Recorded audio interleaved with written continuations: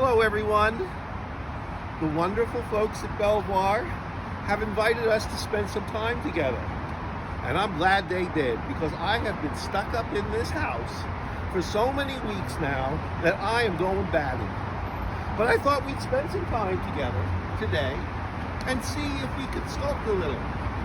Now I know we don't have any clay or any real sculpting materials, so why don't we look around and see what we can find amongst the everyday objects that we can create things. So why don't you follow me? This is my neighborhood. You're coming in through the museum and we'll go in through one of the restaurants. So why don't you say, come on along, follow me. So, what are we going to do today? I created my little at-home studio here. What are we going to do today? I don't have my glasses, but oh yes I do. Oh I do. Good. So, I looked around the house for things to do and for objects to make and what I could use, and I had a couple of ideas. First I thought maybe rice, and I thought that we could maybe do tiny little paintings, and people do this. People draw on a rice grain. So I thought maybe we could do little paintings on that. I want to show you some examples. Here's some wonderful examples. People actually painted that on rice. There's one with a thumb. But I realized that was probably going to be too hard, and even my regular glasses don't even have enough to do that. So eventually, I continued to look in the kitchen cabinet and came up with aluminum foil. And since I use aluminum foil a lot in my sculpting, I thought that would be a perfect thing to make. So I started out by making a few things that to get started and to work on. So here's some of my early things. So I made like a horse, but I didn't really like it. I thought it looked like one of those like little plastic horses you buy. So I didn't like that. Then I made a Statue of Liberty. This was a little better, but this took a long time. So I made the Statue of Liberty, but that took a lot of foil and that took a long time too. So you can try that. And then I made a leg, since I like sculpting the figure. And the one thing I can tell you about this is I made this in 3 parts. In fact, I'm going to open it up. So I made like just this shape of the leg. I made this shape of the leg, which the foot and the leg. And then I made the upper part of the leg, which is almost like the thigh. And then I made a little kneecap.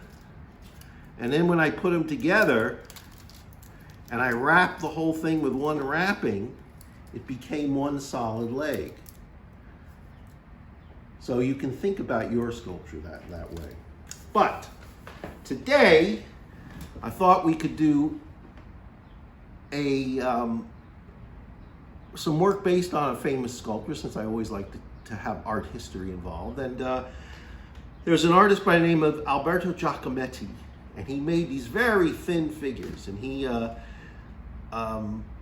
made them out of plaster, but we're going to make ours out of aluminum foil. And you can really make some very neat things. So here's one of Giacometti's walking figures. Now let me show you Giacometti on the computer. Here are Giacometti's sculptures. Let's see. This is a very well-known one called Walking Man. I'm going to play a little tape while we're working. He made these figures after World War II, and they're kind of they're thought of as redefining the human figure after the war. And people thought that he kind of portrayed the human figure after the war as being very fragile and delicate. But now, let me tell you what I learned about this. So I made this, and it doesn't stand. This one might. It doesn't stand, but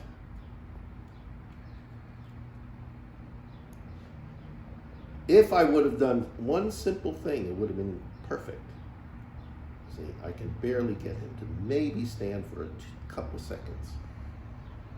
Oh, I have to deal with the center of gravity. I have to make him there. That's kind of cheating. Hey, it's too much wobbling going on the table. There it goes. There he is. But he's very fragile. However, if I would have gone to my closet and taken a coat hanger, and I don't know if my scissor, I'm probably strong enough to do this, but I don't know if you guys are. You need like a wire cutter. Have your parents do this, or you score it with a scissor. You just score it, and then you just bend it, and it breaks. So you can give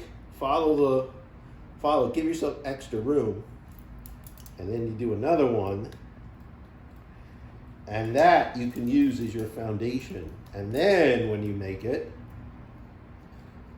then you can build your aluminum foil over this. There you go. And then he would stand much better. He's standing, but he's if I touch him just a little bit, he'll fall over. See, there he goes. So, I thought I'd work with you today, and we would make a Giacometti cat. He made animals. Now, his brother also made, actually his brother made furniture. Things looking like this. He made like coffee tables and chairs, and they had a lot of animals. So we're going to do Giacometti cat. So now's a good time for you. You can go to the kitchen, get your aluminum foil, and it's time that we can have our first commercial break. See you back on the other side. Action. Hello, everyone. This is Oscar Arkin, Elliot Arkin's younger brother. Every morning when I get up, I need a fresh cup of coffee. And the only coffee I drink is Salvatore Mundi coffee. The finest coffee, made from the finest beans from God knows where. You can purchase your coffee at www.realsalvatoremundi.com. Or you can go to the Salvatore Mundi Museum of Art and purchase it in the gift shop. Now, back to our program. Good job, Oscar. Okay, there you are. So, first thing we need to do, we need to take our aluminum foil. We take little strips like this, and we crunch them up into very thin pieces. But here's the important thing. You need to create some kind of strength. So, you have to bend it around, bend it around, bend it around. And so you gotta twist it, twist it, twist it. Don't twist it too hard because it will break. If it breaks, you start over. So you need to make them a little longer than that. So that means you need to take two pieces, cut that one in half, also wrap it around, and you bend it around.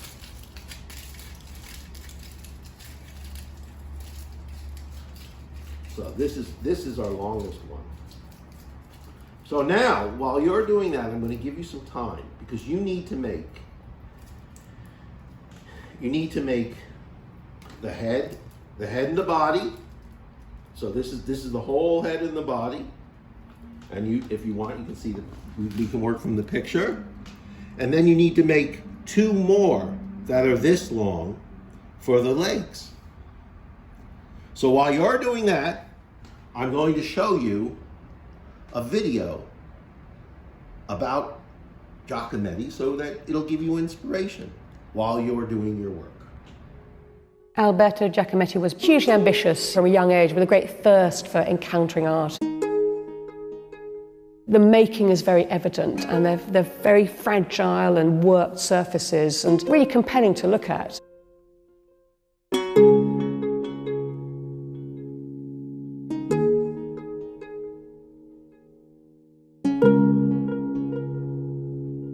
He was obsessed with working. He kind of never ever was happy with a moment to leave the sculpture. It was kind of never finished.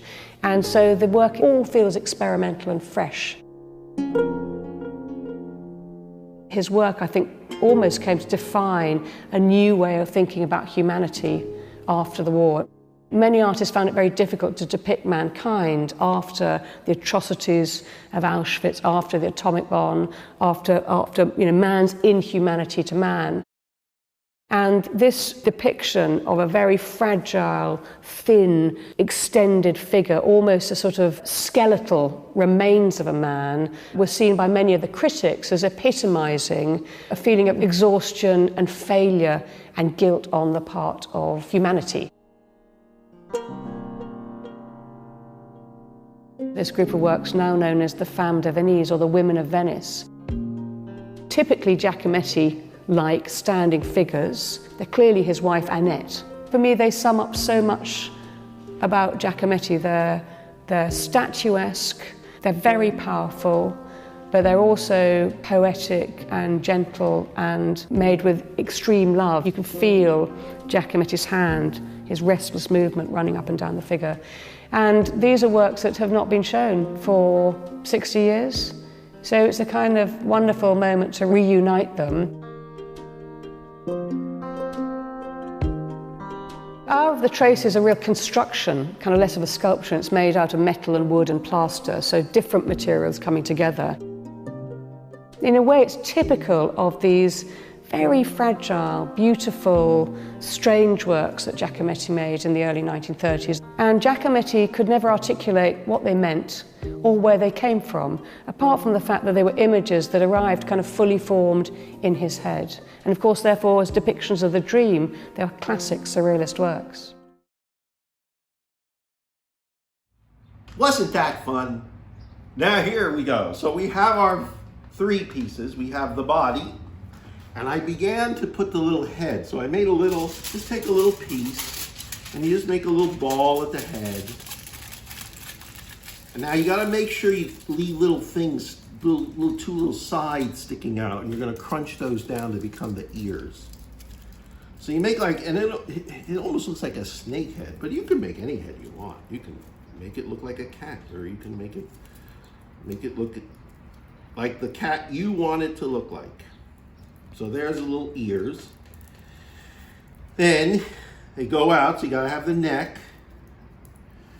Now, here's what you gotta do. This may be a little too short, but I have a better one that I did that you'll see finished. All right, so give yourself enough room for a neck. You gotta wrap it around and wrap it down. There you go. Oh, that's good. No, that's a good length. And don't worry if they're a little off, because you're gonna have to put paws on. So the one of them that's a little longer, I just curled up to create the paw. Now the hind legs. Go out the distance of the cat. Curl it around. Scrunch it down so it's nice and tight. Now this is a little too long, so you need scissors. There we go. Let's put the paw. You just curl it up at the end for the paw. Curl it up at the end for the paw. Let's see, is that a good, are those too long? No, those are about right. I think the body's too short. Whoa, uh-oh. You didn't see that, did you? You didn't see, oh, we gotta repair, that's it down, that happens. Oh, you gotta repair it. He needs to have surgery. There he goes. He's got surgery and he looks much better. See? Don't get worried when something like that happens. You just, life gives you lemons, you make lemonade. There you go. Okay. Now we give him, he just has a little bit of a skinny torso. He's a kind of a very, this is obviously an alley, a mangy cat. This is not like my cat at home, which we can show you a picture of.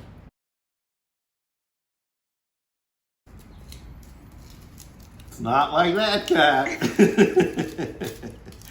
That cat has a very luxurious life. This cat has been living outside for a while. It's a little old too. All right, so now we got this very long tail. So now we got to cut it. So we determine where the tail is, and there we go. And there's our cat. Now, we're not done yet, because what is important about this cat and Giacometti's cat? It's not just the cat. It's this wonderful solid block that he's walking on. It gives it a much more sculptural look.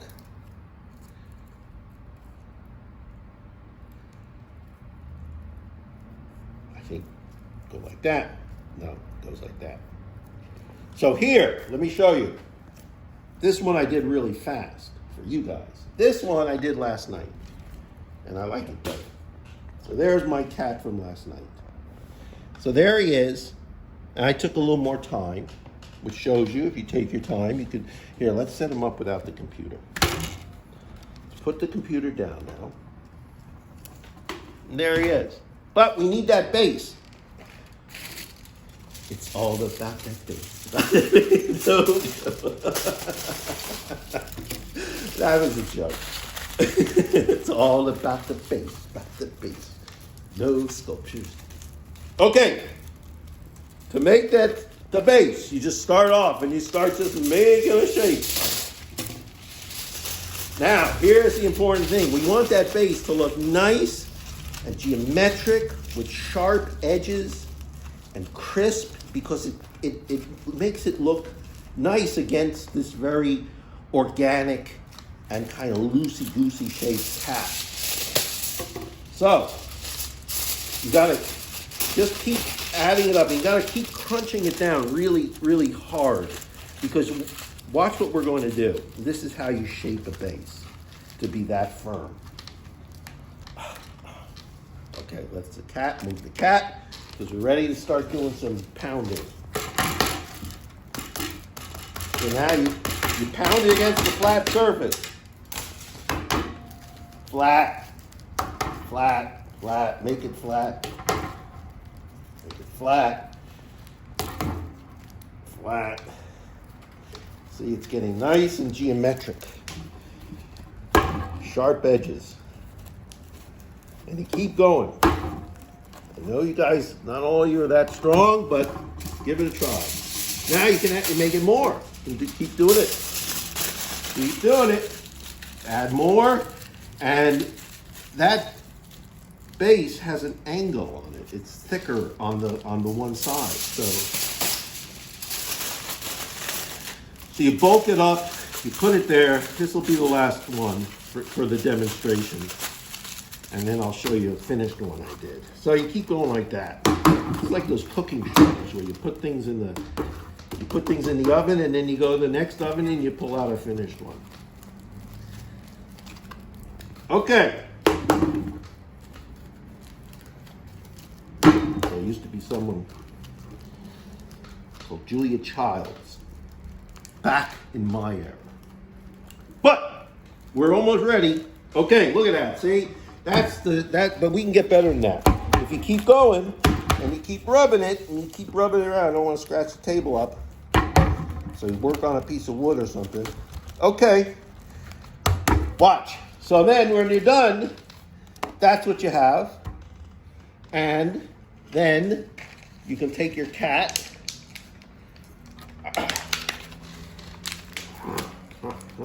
Take your super glue.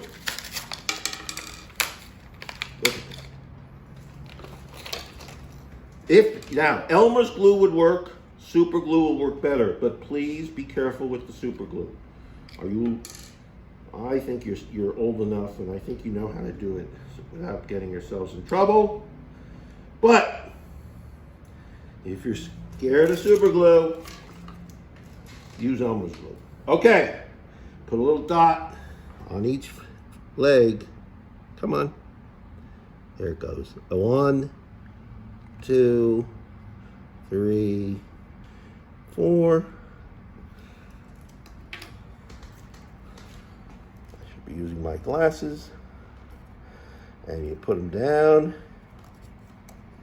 just where you want them. You're gonna have to let this sit. Come on. Oh, I should have shaped it first. Okay. Hold it down. Hold it down.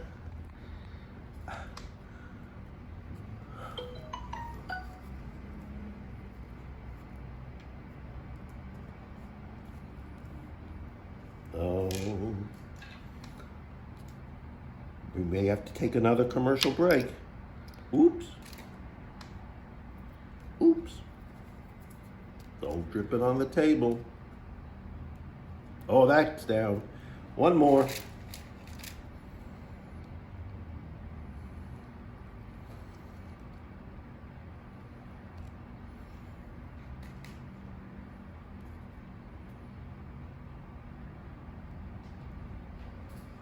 And there you go. And there he is. The Giacometti cat, which you can give to your mother. It's a perfect Mother's Day gift. Well, that's our show for today. Thank you for joining me.